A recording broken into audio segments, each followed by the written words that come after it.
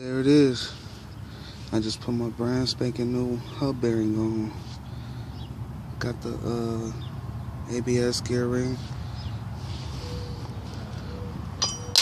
My old one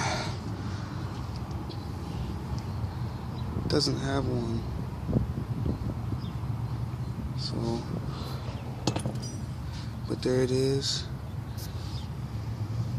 That white stuff right there.